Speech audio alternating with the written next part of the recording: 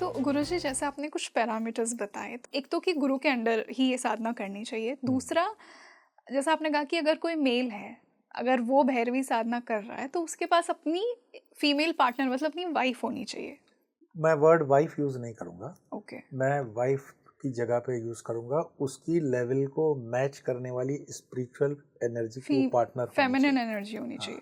Proper matching के साथ। Okay. कभी-कभी कंपल्जन आ गया ना कि हाँ। वाइफ़ है तो वही, ऐसा नहीं। अ, प्रार्थना इसमें काम कर जाती है। ओके। ये साधना में मैंने साधक बहुत कम देखे हैं। बाकी हम्म। साधनाओं में तो क्या है, नाम जप वगैरह जो भी हैं वो बहुत हम्म। साधारण जनता कर सकती है। तो इसमें ज़्यादा करके ये गुप्त रहते हैं साधक। इस तरह के हम्म। जो साधक हैं बहुत गुप्त रहते हैं। ओके।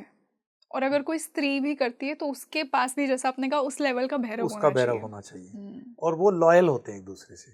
हम्म।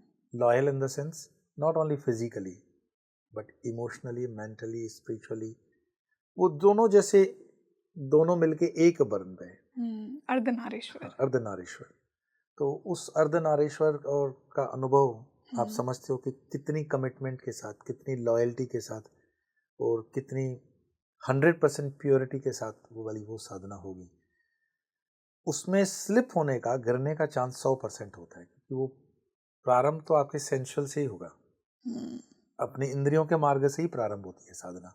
पंचेंद्रियां जो हैं, तो वो उसी में ही जो तंत्र का एक शब्द जो आजकल बहुत आपके सोशल मीडिया पर लोग हम्म। उछालते हैं, मकार, हम्म।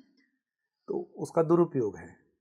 मैं कहता हूँ ना कि कई बार जैसे मैं गया था शक्तिपीठ, बामाखेपा वाली तारा माई के शक्तिपीठ पर, बहुत ज्वलंत स्थान है।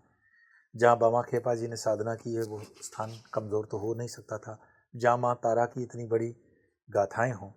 लेकिन मेरी ऑब्जर्वेशन में ऐसा आया कि शायद वहाँ के पवित्रता में कुछ लोग, सब तो नहीं पर कुछ लोग, सिर्फ इसलिए आते हैं कि उनको खाने पीने की छूट मिलती है। रियली। हाँ, मतलब खुलेआम मैंने देखा नॉनवेज वगैरह डिस्प्ले में बिक रहा था, ड्रिंक्स भी खुलेआम बिक रहे थे। अब इसमें मेरा कोई अपना ओपिनियन नहीं है कि मैं विरोध में हूँ कि पक्ष में हूँ, ठीक? और भी शक्तिपीठ हैं और शक्तिपीठों का नज़ारा कुछ और होता है। तो जब हमारी वृत्ति गिर जाए, हमारे जैसे शक्ति साधना के अंदर माँ की अलग अलग पदार्थों से पूजा होती है, तो उसमें हम कारण बोलते हैं, मदिरा को कारण बोलते हैं, ठीक है? तंत्र में मदिरा को कारण बोला जाएगा। तो कारण से पूजन हो रहा है। कुछ लोग उस पूजन में, ये मैं अपने अनुभव से बता रहा हूँ, कुछ लोग उस पूजन में इसीलिए दीक्षित होते हैं कि उनको पीने का बहाना मिल जाता है या खाने का बहाना मिल जाता है। तो वो उस दुर्बुद्धि से दीक्षा लेते हैं कि पीने को थोड़ा सा मिल जाएगा और खाने को मिल जाएगा। तो उन्हें इतनी इजीली दीक्षा भी मिल जाती है। आजकल तो क्या है ना कि जैसे ट्रेंड चल रहा है, हम्म। सोने के साथ साथ डुप्लीकेट सोना भी तो बिक ही रहा है। हम्म। शुरू से, आदि अनादि से ऐसा रहा है। बिल्कुल। काल ने भी, रावण के ज़माने हम्म। में, राम जी के ज़माने में भी है। तो दीक्षाएँ कुछ जो मार्केटिंग के हिसाब से दी जाती है बिना चेक किए हुए पैरामीटर्स, जैसे मैं बताता हूँ कुल देवता, अष्ट देवता, कई उसके पैरामीटर्स, उसकी ऑरा वगैरह को देखने के बाद गुरु मंत्र दिया जाता है। और तंत्र की इस तरह की दीक्षा तो और भी कड़क तरीके से दी जाती है। वो स्ट्रेट फर्स्ट लेवल नहीं होता, उसमें लेवल्स होते हैं। First okay. Level, second level, third level पे आता है। और उसको बहुत चेक करने के बाद, क्योंकि ये गुरु के ऊपर जवाबदारी आ जाती है, अगर आपने गलत शिष्य को चीज़ पकड़वा दी है हाथ में तो वो आपको भी ले डूबेगा। तो बहुत सावधानी के बावजूद भी कभी कभार गलत व्यक्ति आ ही जाता है। तो उस दीक्षा के अंदर भी मैंने देखा हुआ है कि शक्ति के उस आराधना के अंदर गलत लोग बैठे हुए हैं, जो सिर्फ, हालांकि कारण जब हम माँ को प्रदान करते हैं शक्ति साधना के अंदर, तो ऐसा मेरा मत है, ऐसा नहीं, जो शक्ति साधक होंगे वो आपको सब कहेंगे कि माँ को अर्पित किए हुए कारण, मतलब मदिरा में वो फिर नशा नहीं होता है जो आम मदिरा का नशा होता है। अगर वो पीने के बाद आपको नशा लग रहा है, मीन्स आपने उसको मंत्र के द्वारा ठीक से अर्पित ही नहीं कर पाए, माँ ने स्वीकार ही नहीं किया। सेम थिंग भैरव के अंदर भी जो मदिरा चढ़ती है, आजकल तो शौक है, बोतल खोलते हैं और भैरव के मुंह में लगा देते हैं। अरे भैरव को तुम मदिरा चढ़ा रहे हो कि दूध पिला रहे हो? है ना, भावना जो है। अगर उसका प्रसाद लेने के लिए पहली तो हमारी काबिलियत है नहीं, है ना। वो कहते हैं ना कि बाप बाप होता है, तो आप बाप को पिला करके आधा खुद ही पी जाते हो। कई स्थानों पे मैं देखता हूँ वो चढ़ाते हैं थोड़ी और पूरी बोतल ले आते हैं। वो ले ही इसीलिए आते हैं कि पत्नी को बता सकें कि भाई ये तो भैरव जी का प्रसाद है। तो ये उसकी आड़ में आप अधर्म कर रहे हो। हकीकत में भैरव जी को चढ़ा हुआ प्रसाद अगर आपने थोड़ा भी ले लिया है तो उसमें फिर वो लिक्कर वाली प्रॉपर्टीज नहीं रहनी चाहिए, वो नशा नहीं रहता है। वो नशा ले लिया जाता है भैरव जी के द्वारा। ले लिया इसका मतलब उन्होंने स्वीकार कर लिया, वो पूरी ऊर्जा ले ली। और उसके बाद मैं कामाख्या में एक बहुत बड़े अच्छे साधक के संग में था अंबुबाची फेस्टिवल के दौरान। आप मानोगे नहीं, वहाँ तो 10 महाविद्याओं का गढ़ है। तो वो शक्ति साधना में वो बहुत बड़े इस पे हैं। मैं नाम इसलिए नहीं बताऊंगा क्योंकि फिर वो हमेशा कहते हैं कि आप नाम बताओगे हमारे लिए परेशानी हो जाती है। उन्होंने मेरे सामने सामने करीब 2 बॉटल कारण माँ को प्रसाद चढ़ा करके ग्रहण किया। और रात के 12:30-1 बजे के आसपास वो कामाख्या मंदिर के ऊपर से मुझे लेकर नीचे गणपति जी के दर्शन, जब उसकी ज़मीन पर बारिश हो चुकी थी, अंधेरी रात, वो बिल्कुल होश में थे 2 बॉटल पीने के बाद। और बीच में उनको कितने और भी मिले होंगे सूटे बूटे चढ़ाने वाले, वो भी उन्होंने माँ के नाम पे लिया। मैं अपनी ईमानदारी के ऑब्जर्वेशन से बता रहा हूँ, वो बिल्कुल अपने होश में थे और उन्होंने कोई ऐसी हरकत नहीं की कि लगे कि ये हिलडुल रहे हैं।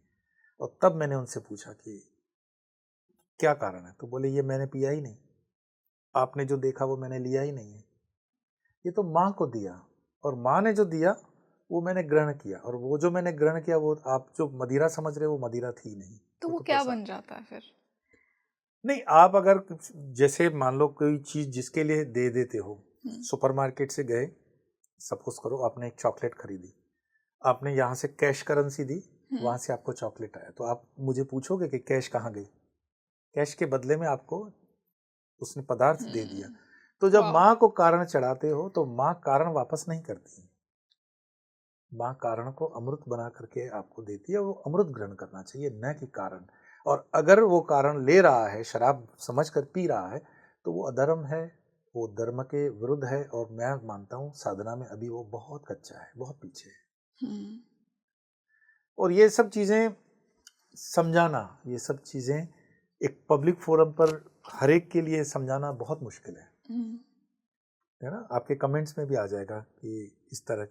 लेकिन ये सनातन की खूबसूरती है कि हमारी तरह देश में, इस धर्म में बहुत सी ऐसी साधनाएं हैं।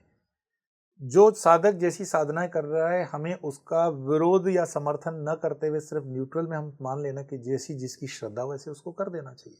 करते रहो, हमारी श्रद्धा नहीं बनती, हम नहीं करेंगे, नहीं करना चाहिए, उस पर कमेंट नहीं करना चाहिए। तो अलग अलग प्रकार के साधक हैं, अलग अलग प्रकार की साधनाएं हैं, अलग अलग प्रकार के उन सामग्रियों की उस साधना में उपयोगिता है और उसका अलग अलग रिजल्ट है। बिल्कुल। तो गुरुजी, जैसा आपने कहा कि जो लोग ये साधना करते हैं वो इसे गुप्त रखते हैं, लेकिन क्या कोई डोमेस्टिकेटेड लाइफ अगर कोई नॉर्मल इंसान जी रहा है, मटीरियलिस्टिक लाइफ, क्या वो भी ये साधना कर सकता है या सिर्फ ये तांत्रिक पाठ के लिए बनी है? नहीं, कर सकता है। एक आदर्श गृहस्थी के लिए भी ये साधना है। मैंने कहा ना, बशर्ते कि इसमें पैरामीटर्स, उसमें सुपरविजन प्रॉपर होना चाहिए। और सबसे बड़ी बात है कि उसकी जो फंडामेंटल तैयारी है ग्राउंड की, आप बिल्डिंग बनाने जा रहे हो 40 माले की और उसकी फाउंडेशन जो है वो बिल्कुल साधारण झोपड़ी की जैसे बना रखी है, तो वो बिल्डिंग खड़ी नहीं रहेगी। तो भैरवी साधना जो है वो अपने आप में बहुत ऊंची साधना है, क्योंकि आप साक्षात माँ को, आप कैसे, ये मुझे बताओ, स्वीकार करो कि मल्टीनेशनल कंपनी में हस्बैंड वाइफ काम कर रहे हैं, भैरव भैरवी की साधना के लिए वो तैयार हो रहे हैं। अभी सुबह तो अबे तुबे की गालियां दे करके वो अपने गुड मॉर्निंग होती है उनकी, है ना, और रात को वो साधना में उतरते हैं। जी, साधना से बाहर निकलेंगे रात के बाद सुबह में फिर गाली गलौज होगी। आप अपनी पार्वती से गाली गलौज कैसे कर सकते हो? सही बात है। तो वो लेवल मेंटेन कर पाओगे? तो गृहस्थी कर सकता है, बशर्ते कि उसके पैरामीटर्स हैं। आपका, आपकी भैरवी के साथ, भैरवी का भैरव के साथ उस लेवल का रिश्ता होना चाहिए। प्लस इस साधना में सबसे बड़ी बात है कि भैरवी को जो आदर सम्मान, जैसे शिव, शृणु देवी प्रवक्ष्यामि, आप जितने भी शिव जी के वचन सुनते हो वो संबोधन में देवी शब्द का प्रयोग करते हैं, है ना। तो उस तरह का एक भाव समझो, उस तरह की ये प्रिपरेशंस है। मैंने कहा ना, आपने कहा कि पीएचडी करनी है, तो पीएचडी के पहले प्राइमरी सेकेंडरी कॉलेज करना पड़ेगा। तो संवाद से प्रारंभ करो, और उनके जो जैसे अलग अलग रुद्रायमाल तंत्र से लेकर भैरव तंत्र वगैरह इत्यादि जो भी हैं, उसकी स्टडीज़ में आप जब जाओगे तो आपको पता चलेगा कि इसका जो कहा जा रहा है अर्थ वास्तव में क्या है, और इस सामग्री का जो उपयोग हो रहा है उसका वास्तव में क्या औचित्य है, क्या कारण है। बाकी बिना जाने हम जब हाइपोथेटिकल चीज़ों को लेते हैं तो कोई भी बाहर का आदमी आपके विश्वास पे आकर के चोट कर सकता है कि अरे ये क्या कर रहे हो, तो बहुत गलत है, गंदा है, खराब है, या आउटडेटेड है।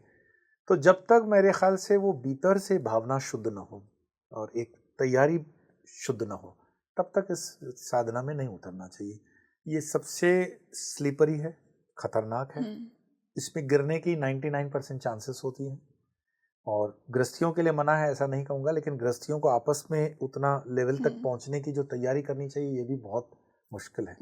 और ये साधना मेरे ख्याल से, मैं इसको दावा तो नहीं कर रहा हूँ, पर एक पर्टिकुलर एज तक गृहस्थी कर सकता है, उसके एज के बाद तो वो यूजलेस हो जाता है। क्योंकि जब तक आपके अंदर वो वीर्य की साधना है, ब्रह्मचारी की साधना है, अपने ओजस की साधना है, so I think that is around 35-40 years तक मेल, और वही 35-40 मैक्स फीमेल होती है। उसके आगे में ये यात्रा करना बहुत मुश्किल हो जाता है, बहुत मुश्किल। एक भावना प्रधान यात्रा की जा सकती है, अदरवाइज नहीं।